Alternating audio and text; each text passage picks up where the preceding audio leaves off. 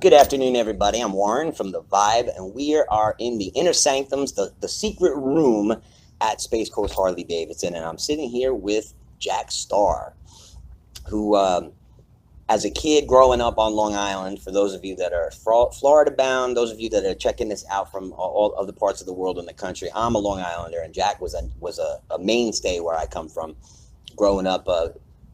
He was in the same scene with Twisted Sister and Zebra and Blue Oyster Cult and bands like that. And now you're in Florida, man. Yeah, I'm happy to be here. No huge yearly taxes. And when I moved out here 14 years ago, it was, wow, I can buy my own house. And have money left over. This is really reasonable out here. You mean you can buy a house? And this was like 12 years ago for like 100,000. Oh, wow. Yeah. So yeah, I love Florida. Yeah, it's gorgeous. It's definitely much more cost friendly, especially a struggling musician, or even if you're just counting your pennies to make sure you stretch your music a little bit further. You know, so and you've been working with Space Coast Harley Davidson for a while, right? I have. I met Tim about 2 years ago, and we just hit it off right away. And he really has a genuine love of music.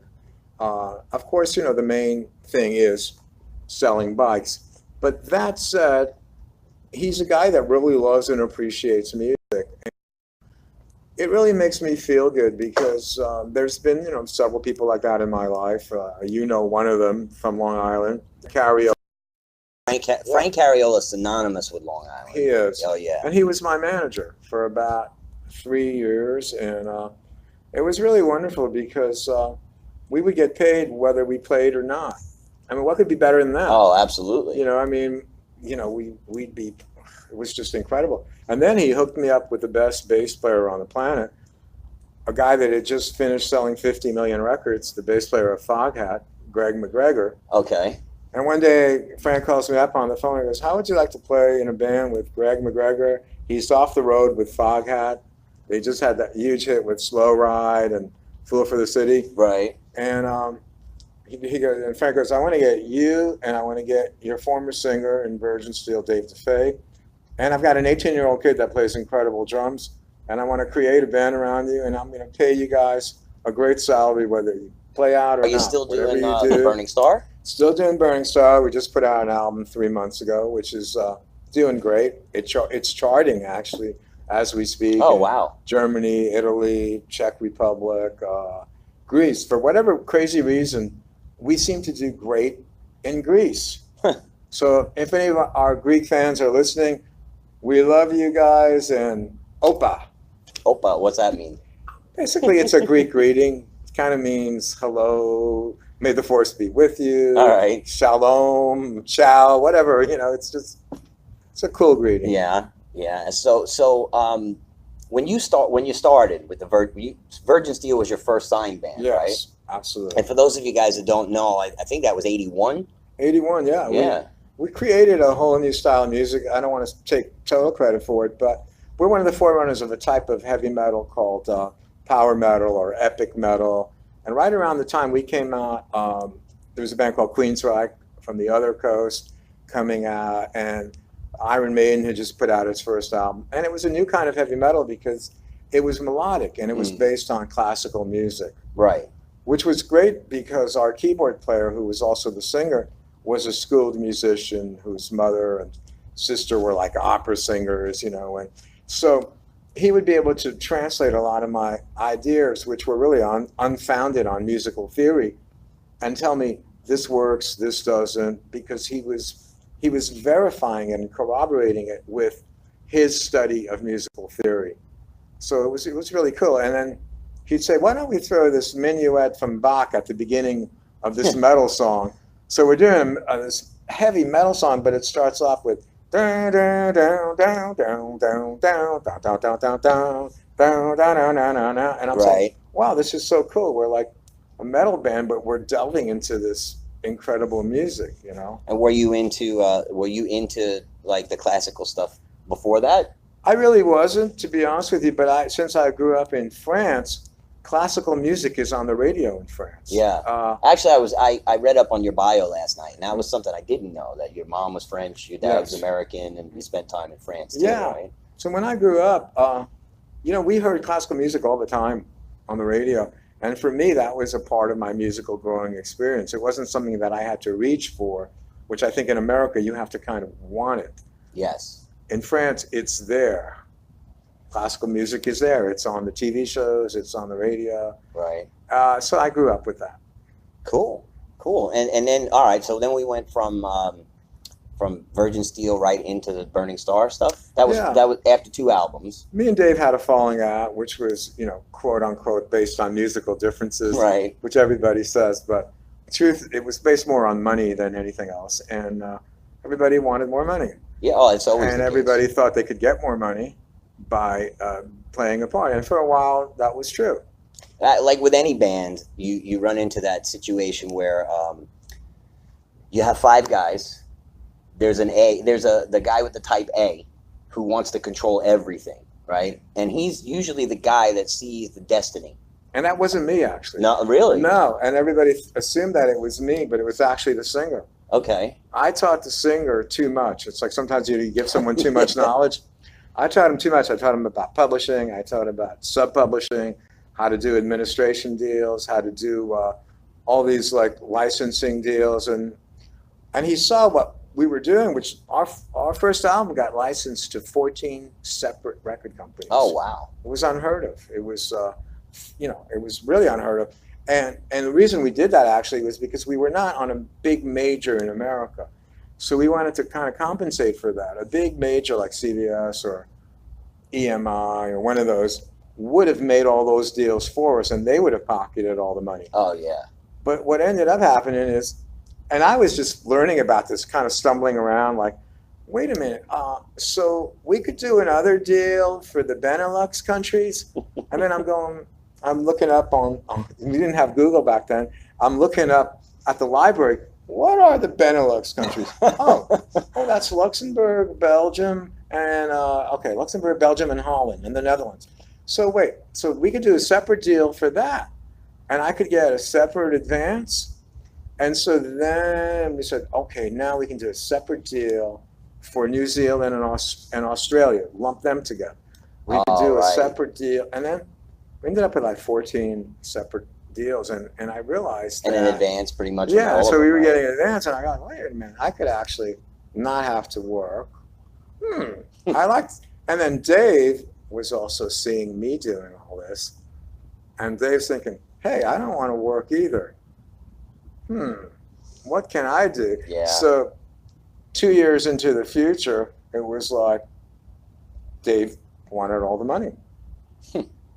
And it was silly because the money really should have been totally split. And instead of me doing what I'm doing right now, I should be on the level with Iron Maiden, Saxon, and living in a $10 million house and basically just being a total rich bleeping rock star. Thank you. The part I always found that was the problem was that you had the A guy, right? Which in my band case was me.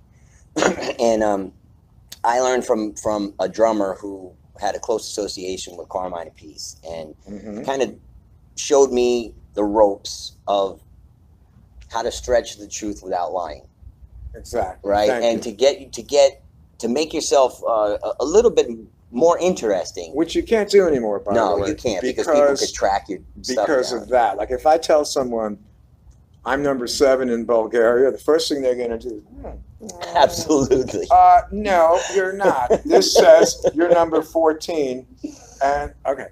So that's something that I think is really cool, though. Yes. Because you know what? Like, who the hell needs to fly anyway? It's just a miracle for anybody to be sitting in the mainland in Florida to be even known in Bulgaria.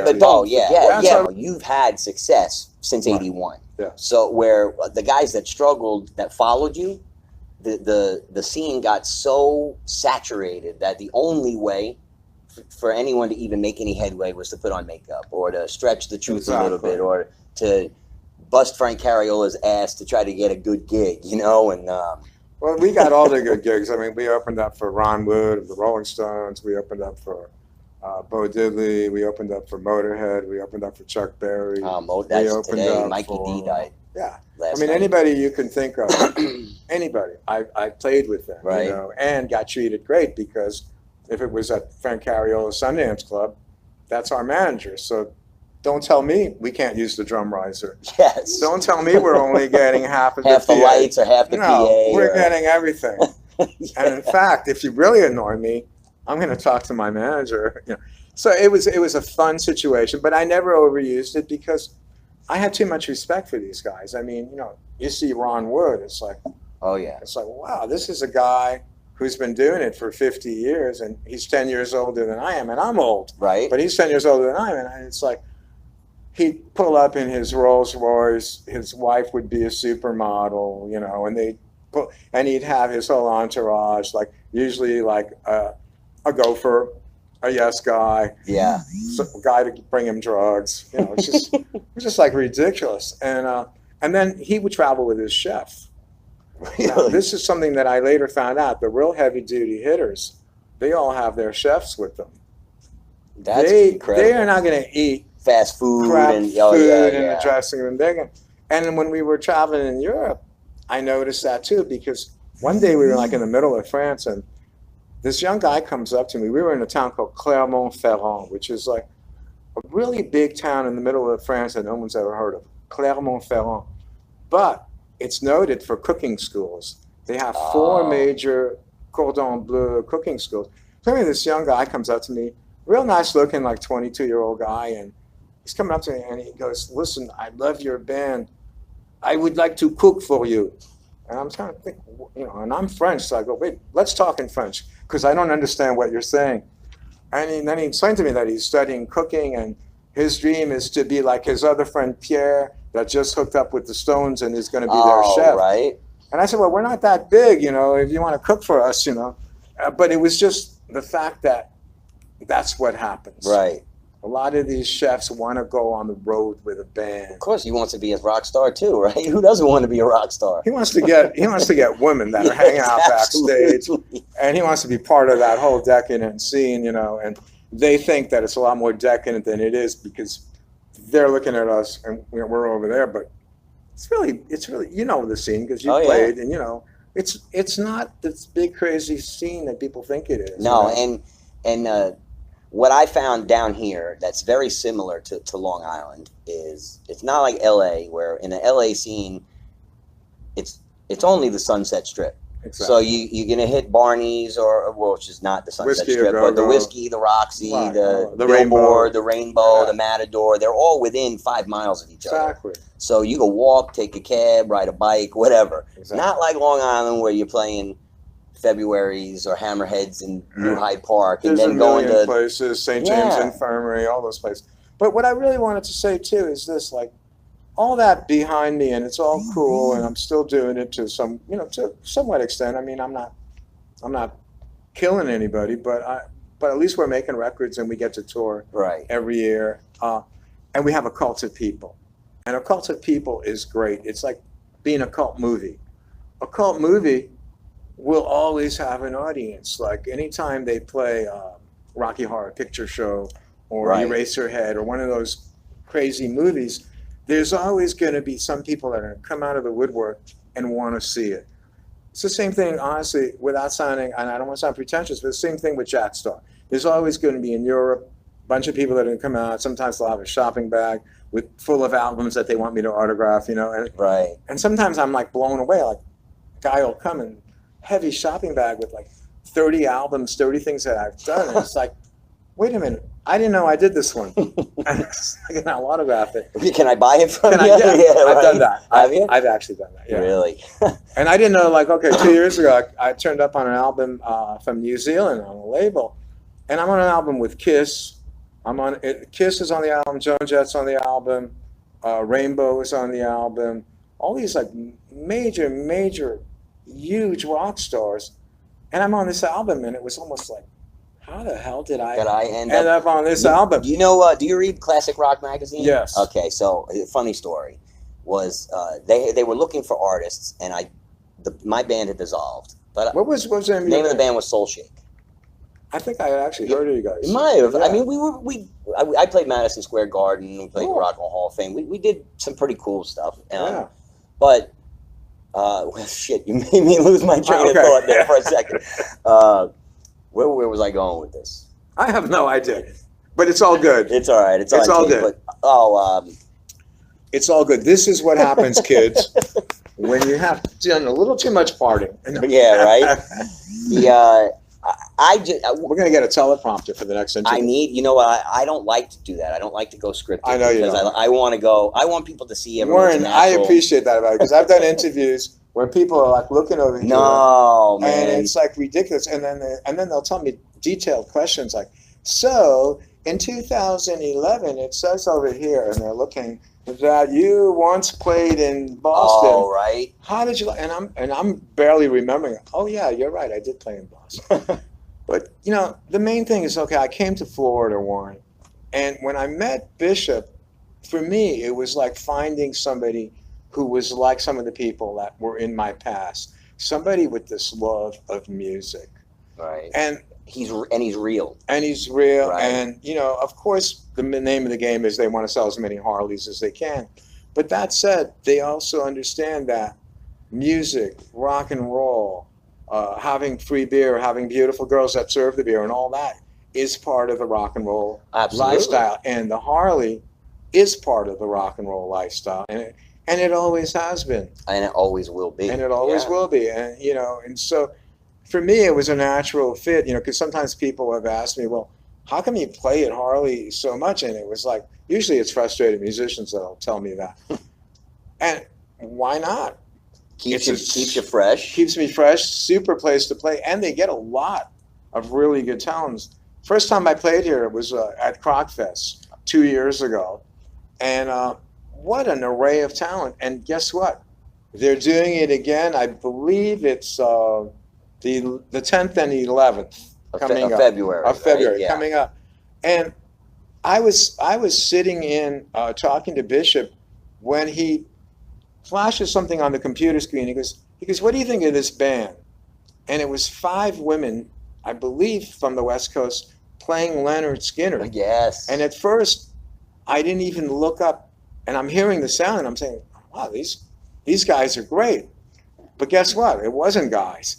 It was 5 women, and called Lynette Skynyrd. Lynette Skynyrd, And yeah. they're coming to Crockfest, and you know what? I'm like a fan. I'm excited. I want to see them. Right. And Bishop pulls these bands out of his hat. You know, he just comes up with them, and then he turns on all these people that are living out here in Brevard To somebody. to new. somebody new. Yep. And I believe there's also another great band called Preacher Stone. Right. They're playing too. And Yep. they're playing at the Crockfest. I don't want to plug myself, but I will since I'm here. I'm going to be there. Probably B from B in the Hive, and maybe B in the Hive will be there, who do a beautiful Americana roots music, which I've just really gotten into and I really love. So Bishop comes up with this stuff, and I think it's great and it's healthy for the music scene out here. It's very healthy. There's another local band, Big Pine, is playing that. Big Pine is going to be there, yeah. And the Vibe will be there videotaping. Cool. So we're gonna get all the sets. We may stream it live. So That would be great. Yeah. I saw Preacher Stone. I mean, they recently played at Earl's Hideaway. They're very visually entertaining. I don't want to say too much about them, but those guys and Lynette Skynyrd, I mean, you've got to really... Yeah, and you too. I mean, Well, thank you, brother. absolutely, man. I was hoping you'd say you got to that. toot your own horn a little bit, right? Yeah, you know, and I try not to do it too much, but it's cool. You know, a guy like you, it's cool because you're from Long Island. Right. And you know, so many people, they just BS about their past Oh accomplishments. God, tell me I've done about it. this, I've done that, and there's nothing documentable.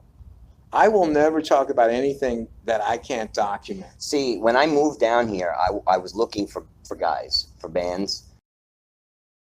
I played with this guy, I played with that guy, I played with the other guy. But what they don't realize is who's on the other end of the email or the phone. And then I go, oh, you played with Carmine Appice, did you? Okay, hang on one quick second. Yeah. And I call his wife. Ask Carmine if he ever played with this guy. No, okay. So now I know what I'm dealing with. You know, It's like, look, it's like saying, you know, you played with this band or that band. It has to be documentable. If it's not, don't say it. Right. Now, I have played with people that I can't document, so I won't mention them. Right. It's as simple as that. If I can't pull out pictures, an album, a show, a poster from a show, a video, a poster, something, then it's not even. What was your greatest? Oh, that was the question I was going to ask you before when I had the brain fart. Do you remember your first autograph signing? Yes. We did something very unusual with Virgin Steel in 1981. Our management thought it would be cool for us to go to England. England at the time was the home of what they call the new wave of British heavy metal, which was Iron Maiden, Saxon, all those bands. So anyway, we were getting a lot of traction in England. We were charting. You know, we got to number 2 actually. You know, and we got to number 11 on another chart, and we were all over the place. And our management said, "Why don't you and the singer go over and do an autograph tour?" And I was like, who knows who I am, right? Yeah. It was like, autograph tour? You mean we're not actually going to play? We're going to get on a plane, bring no equipment, just me and the singer, and we're going to go to various venues, record stores, and just meet and greet and sign autographs? And they said, yes. Would you be opposed to doing that? And we looked at each other. No, we'll do it. Absolutely, right. So that was our first Virgin mega record store in London. Okay. And we had a pretty good, turnout. We had a couple of hundred kids come out. It's fun. People that you would never get to interact with, And then we went to this other cool record store called Shades, which is probably still there. And it was right next door, literally almost, to this place called the Marquee Club, which is known, for the Who, Live at the Marquee, and Pink Floyd played there, and all these people play there. So we were next door and signing autographs in this record store. And then that night we went, to the Marquee, and we got to hang on. So we did this for about a week, and it created a lot of goodwill. And that's the name of the game. Oh, wow. Creating goodwill. Yeah. If you can go on a tour and create goodwill, and this was taught to me by the president of my label, who had just finished being the president of Arista Record. He signed Whitney Houston. I mean, big guy. And he just told me, he goes, Jack, we sent bands out on this kind of junkets. We call them a little press junket. We send them out, and it's actually done more harm to their album than good. Really? Because they were a bunch of idiots. Well, think about sending the Sex Pistols to Best Buy to do a signing. Exactly. It would never work, And I can say this because it's the truth, and I'll say it, but the Good Rats. Pepe Marcello, man. Huge band from Long Island. They should have been huge. Bruce Kulick, who later joined Kiss. Joey Franco, who joined Twisted Sister, and all kinds of. But anyway, that should have been a huge band, and they went out and did press tours, and it hurt their album sales. Because they were crazy. Yeah. It's not to say they were bad guys or anything, but they were very loud. Right. Very aggressive. They had the Long Island accent. Actually, it's the accent. It's the accent. When Guns N' Roses came out, they were worse than Pepe and the Good Rats. But it was that Long Island thing. It was just they hurt their album sales. We went when we went to England. We treated everyone courteously. We wanted to be good ambassadors, not just for our band, but for America. Right. But for the whole thing. We wanted to show people, hey, you can play rock and roll music, you can play heavy metal, but you don't have to be some cretin. What was your dad's nationality? My dad is from New York. My dad is Brooklyn. Italian? No, Jewish. No? Jewish from Brooklyn, New York. But it's an old school family value, right? So my dad always used to tell me that a man is only as good as his word, and you treat people the way that you want to be treated. And if you follow those two philosophies, with everyone you meet and everything you do, you'll be a success, and you'll be remembered as a good guy. And that's what we did, and it was the same thing. And I was brought up to be respectful with people and to be courteous and also to treat everyone equally, And that goes when you're playing in a club. If there's some guy coming in to pick up the bottles, you treat them with respect. If there's somebody sweeping up the stage after everyone's gone and you're leaving, you say, hey, you want a drink? Whatever. Right. You treat everyone well, and I think that will really make a great impression. Well, and it should make the, all right, so if you're playing a venue and you treat everybody in that venue like they're a part of your band, the next time you come, the people at that venue are going to have talked about you so much that there's going to be an extra 10% of people in there that are just there for the word of mouth because you treated them like a human being. Exactly. Thank you. And that's what happened to us in Italy 2 years ago. We played in this really great club in Italy. It's called the Country Club. I don't know why they use English names in Italy, yeah, right. but they do. And they take a month off. They take a month off, yeah. We played at this place, and for whatever reason, there was this great Italian restaurant nearby, and the chef came by. Again, I'm talking about chefs, right? Maybe I'm obsessed with food, but you can make me hungry. They came by with food, and it was unusually good food for a backstage food, and so we were very grateful and very thankful, and we wanted to let the management, the owners of the club, and everybody knew how blown away we were that we were eating good food. Yeah. Because when you're on the road, I mean, hey, the food's not going to be. No, and it's whatever you can get at 4 o'clock in the morning, Denny's, and whatever. In America, at least anyway. So getting back to this whole thing here with Space Coast Harley, what I like is that they pay attention to those kind of details. There's food here for the guys that are playing. Yeah. There's free drinks. No one's trying to hit you up, like for money at every turn, and everything that goes on out there usually is involved with a charity. And it's free, and it goes to helping the community. Oh yeah.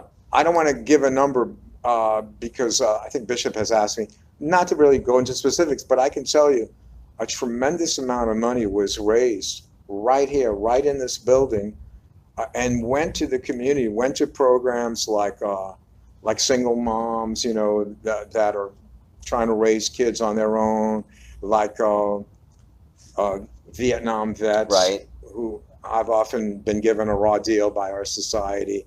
That's the one I taped last time, was the toy run. The toy run, yeah. And I remember this one woman in Tampa, and I donated a guitar to their organization. She had a really unique charity to help vets, and it's almost kind of sad that that charity has to exist. But her charity was helping Vietnam vets that don't have the money for a burial. Oh, wow. And this is her charity. This is a woman, nice woman, in her, I think, early 50s, and she explained to me the charity one day. We sat right here at Space Coast Harley, and I almost had tears in my eyes to think that the greatest country in the world, America, can't provide decent burials for our vets. Right. I mean, it's pretty sad. So it's great when places like this and organizations do their part to show that even though they're a huge corporation, which Harley Davidson is, they have a heart. Absolutely. And that, to me, and what I love amazing. Connecting with them is that whole. They're very tied to the local community. Yes. And they keep me. Tim keeps me up to date on like all kinds of things going on. That doesn't even have to be Harley related. No, absolutely not. And it keeps me kind of plugged in to where I may not be able to know all the stuff happening in Palm Bay, living 45 miles away, but I want to know when it's happening, Right. And the fact that I know I can always come to him or go to the outlet. He's there. And the fact that he's gotten you to now be the person to archive this, right, and to put it out there is wonderful. And I think it speaks volume of who Bishop is as a person. Absolutely. Because I mean, you see Bishop, you see this big guy, he's like 6'4". He's an imposing presence, but there's a heart underneath that imposing presence. Oh, big heart, yeah. That's not to say that he's not going to kick ass if he has to. The first time Excuse I met him... my language. Let's take out the word ass. The first time I met him, he was not happy with me because I couldn't get the stream to work properly. And the guy that invited me down here, kept trying to introduce him, and you see what he's like when there's an event going on. He's very there's focused. 150 people trying to talk to him, and he's like, And I you want to make sure the cannot- show goes right. And you cannot feel slighted if he doesn't talk to you when he's in the middle Right. of, because he is coordinating everything between the food vendors, between the musicians on stage, between the sound people, between the people inside the building, The police department. between the police department, Sure. between everybody who's, you know, and there's a lot of behind the scenes going on to make an event happen. Yes. And I know that because I want to take him- interview him, but he won't come on camera. no, he's not looking for publicity. No. But I know that from having done big events. I mean, I've played festivals in Europe with, you know, Ted Nugent, Alice Cooper, with Whitesnake, Def Leppard, big, heavy hitters. And I mean, and some of the road crews are basically like a police force. They got their walkie-talkies, they got their coded passes, their jackets. They know exactly what's going on in the perimeter that they are controlling. And the first time I saw this, which was like in 1981, we played with this band Manowar, who are huge. I know Manowar. Huge band, and Actually, I that's was- Long Island guys too. Yeah. One of them lives right in Queens. Yeah. and I was impressed with the way they ran their shows. They ran their shows like it was like a military campaign. Oh, really? I mean, it was Full time. production. Everybody knew time. Everybody was there at the place. Even X's on the stage where different people were going to stand. Right. So they didn't even need to stand to chant. It was like the guitar player couldn't just decide, hey, I think I'm going to move over here. Or the drummer couldn't decide, I think I'm going to bring my riser closer. No, it was all planned out. Right. And I learned a lot from doing shows with Manowar. I mean, we played a series of shows called World War III at the Paramount Theater in Staten Island, which was the biggest venue in Staten Island. Huge old-time vaudeville theater that held like 3,000 people. And so it's like you learn every show, you learn Something new, something. yeah. And then when we played the Calderone in Hempstead, which is another huge old-time vaudeville theater, I don't know, it's like 5,000 people. We did that with Motorhead.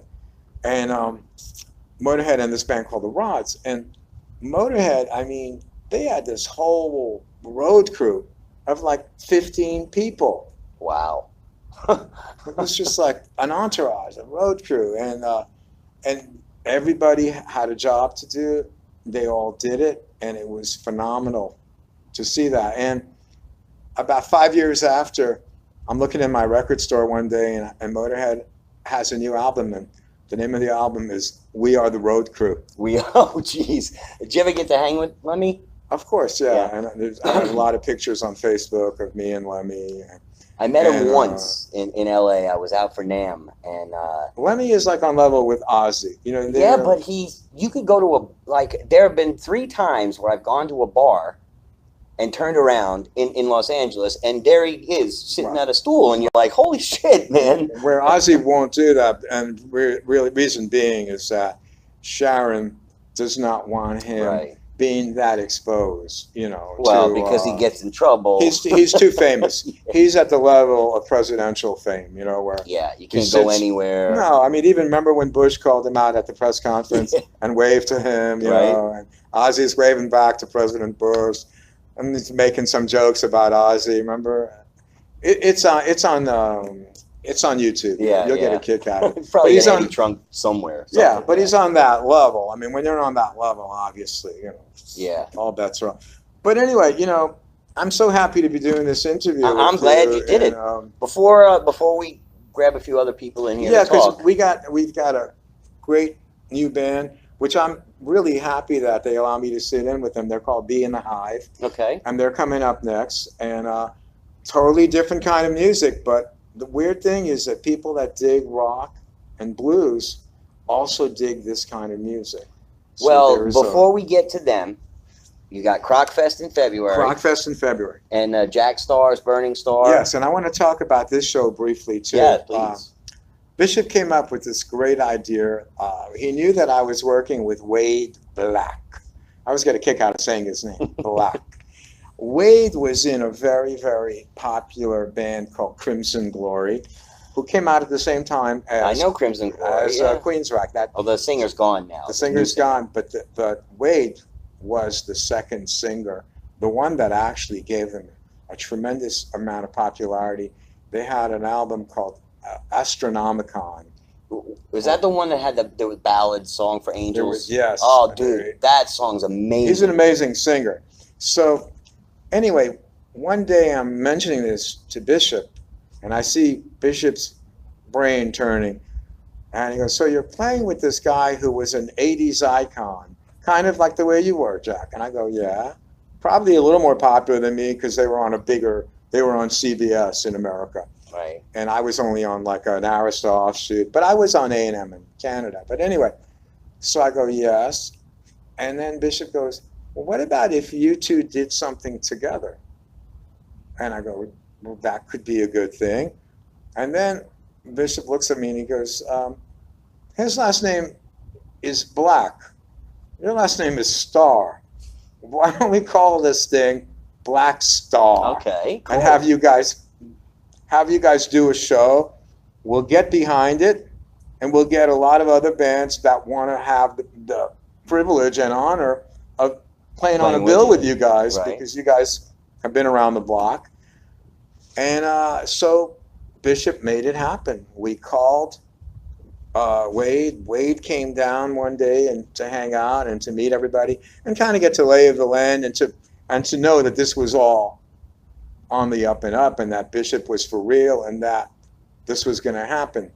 And when he got here and he stood face to face with this building and realized that this is the #1 Harley dealership in the world. In the world, yeah. In the world, which is, you say it and you get goosebumps. Like, really? Like, when you walk in the door, you get goosebumps. You get goosebumps. So Wade and I have been talking on the phone, and we started getting together. And this concert is a reality. It is coming. I'm not exactly sure the dates. Do you remember the date? I don't. Okay. But they can find you on Facebook. They can find it on the Facebook. They can go to SCHD Outreach on Facebook as well. That's the Space Coast Harley Davidson Outreach, SCHD Outreach on Facebook, and Jack Starr on Facebook. And Wade Black on Facebook. Wade Black.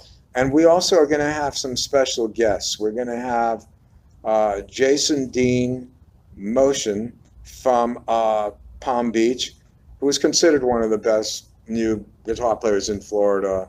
He's a shredder. You know, he does that incredible, fast speed. Arpeggio, Yngwie Malmsteen type stuff. Gotcha. And then from Orlando, we're having another shredder, a Berklee School of Music graduate. His name is Ivanov, Alex Ivanov from Russia.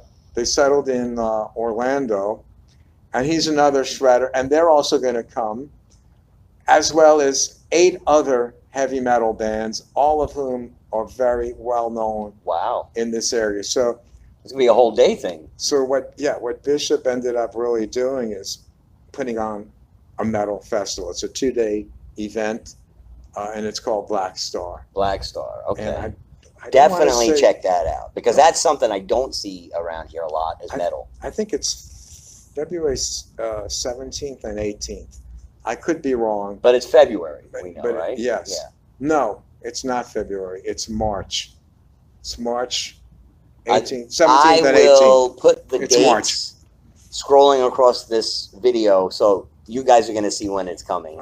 But we definitely want you to check out Jack Starr. Right. And there's plenty of time for that, because that's not happening right away. But the Croc Fest is happening right away.